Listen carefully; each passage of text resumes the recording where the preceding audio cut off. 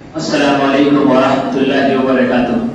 الحمدللہ رب العالمین والصلاة والسلام علی نبیہ ورسولہ اجمعین، اما بعد فاعوذ باللہ من الشیطان الرجیم، بسم اللہ الرحمن الرحیم، وَأَن لَيْسَ لِلْإِنسَانِ إِلَّا مَا سَعَىٰ۔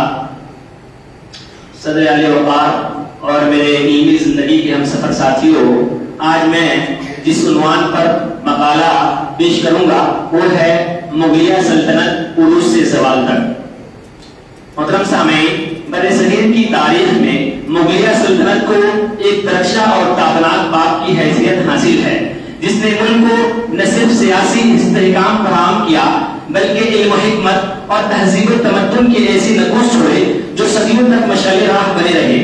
مغلیہ سلطنت کی بنیاد سلطان ظہیر الدین بابر نے ڈالی، جو تیمور کی نسل سے تھا، جن کی پیدائش 1483 عیسوی فرغانہ میں ہوئی۔ 11 برس کی عمر میں وہ ترکستان کا شہر کے شہر فرغانہ میں تخت نشین ہوا، لیکن مخالفین سے ایک طویل کشمکش کے بعد انہیں موروثی وطن چھوڑنا پڑا۔ اس کے بعد اس نے کابل میں اپنی حکومت قائم کی اور پھر ہندوستان کے بعد امیروں کی دعوت پر ہندوستان آیا اور 21 اپریل 1536 عیسوی میں پانی پت کے میدان میں ابراہیم لودھی کو شکست دے کر دہلی پر قابض ہو گیا اور 27 اپریل کو دہلی کی جامع مسجد میں بابر کے نام کا خطبہ پڑھا گیا اور غربا و فقراء کو خیرات تقسیم کی گئی۔ بابر دہلی سے آگرہ کی طرف روانہ ہوا اور 10 مئی کو وہاں پہنچ کر سلطان ابراہیم لودھی کے محل میں قیام کیا۔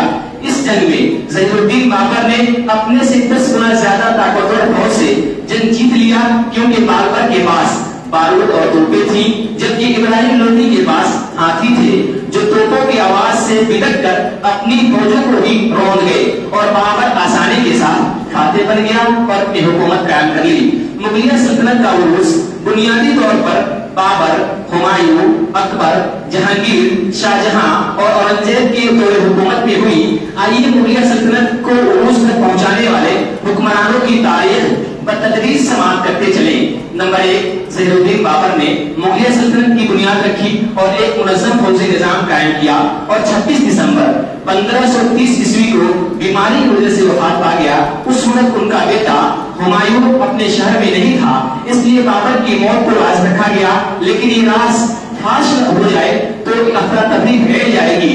اس طرح سے یہ ضروری سمجھا گیا کہ اعلان کر دیا جائے کہ بابر نے دنیا ترک کر دی ہے اور درویشی اختیار کر لی ہے اور اپنے بیٹے ہمایوں کو حاکم مقرر کر دیا ہے۔ 4 دن بعد ولی عہد واپس آ گیا اور 30 ستمبر 1530 عیسوی کو تخت نشینی عمل میں آئی اور بابر کو دریائے جمنا کے کنارے آرام باغ میں دفن کر دیا گیا۔ نمبر 2، ہمایوں، جن کا پورا نام نصیر الدین محمد ہمایوں تھا، جو اپنے باپ کے زمانے سے ہی اپنی قوت فیصلہ، ارادے کی مضبوطی اور صورت عمل کا ثبوت دیتا رہا۔ انہوں نے حکومت کو سنبھالنے کے بعد کئی علاقے فتح کیے، جیسے 1532 عیسوی میں چندوار کی جنگ میں افغانستان سرداروں کو شکست دی اور بہار کو اپنی سلطنت میں شامل کر لیا۔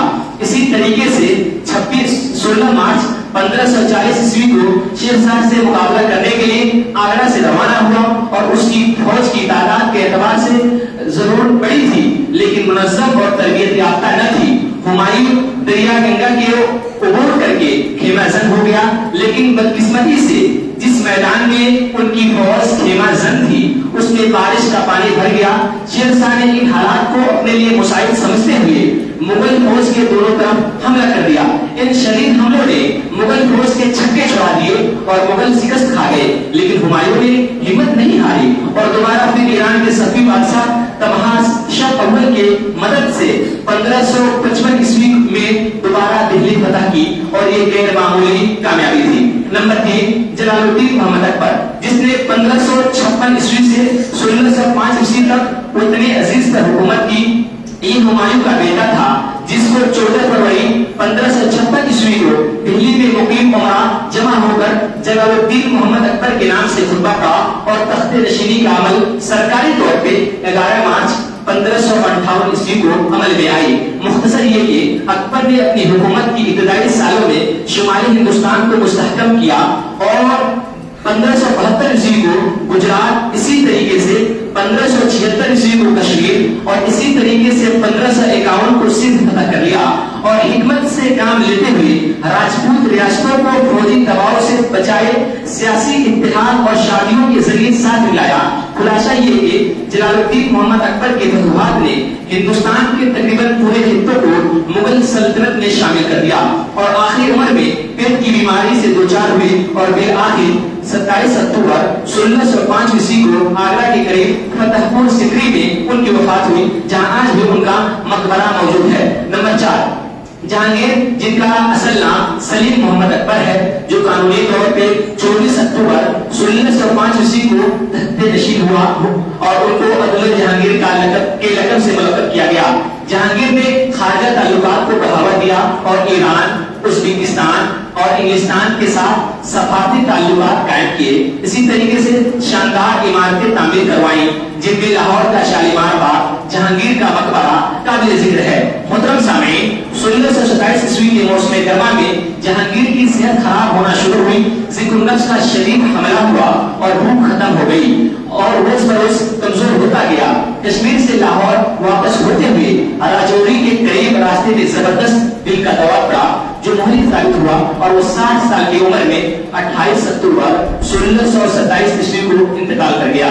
نمبر 5، شاہجہاں کا اصل نام خرم تھا، جن کی پیدائش 5 جنوری 1592 عیسوی کو لاہور میں ہوئی، اور اپنے بھائیوں اور بھتیجوں کے خون سے ہاتھ دھل کر 4 فروری 1628 عیسوی کو مغل کی روایتی شان و شوکت کے ساتھ آگرہ میں تخت نشین ہوئے۔